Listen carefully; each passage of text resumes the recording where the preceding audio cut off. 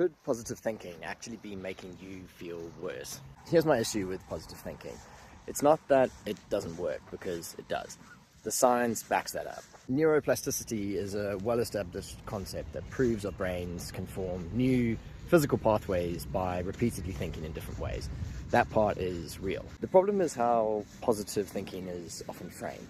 It gets sold as an all or nothing game.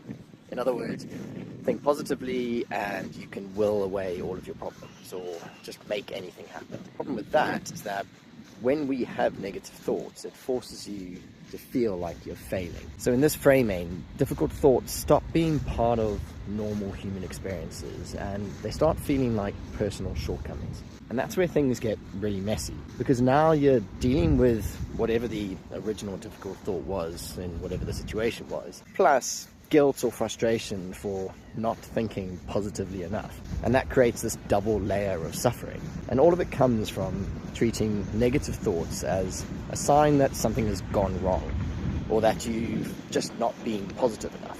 It puts the blame on you, in other words. But the reality is your brain is wired to produce negative thoughts. It always has been, and it always will. That capacity exists for one reason, and that's to keep you alive. Every species has that capacity. Ours just comes with better language skills and proclivity to obsess and ruminate. So yes, practicing kinder self-talk and more helpful thinking habits are useful and healthy mental habits. Just don't fall into this trap of turning this into the only acceptable way of being. Negative thoughts don't mean you're failing. They mean your mind is doing what minds do. So instead of fighting them, try this. When a negative thought shows up, just thank your mind. Literally say, "Thank you, mind. I get that you are trying to warn me about something, but I don't think there's actually a problem here." That's not positive thinking. That's called creating space for all of our human experiences, not just the good ones. Once you've thanked your mind, just choose a values-led action. Do something purposeful to you, even if it's small. In fact, the smaller the better. And do it regardless of what your mind is saying. That's how you make room for the full range of being human.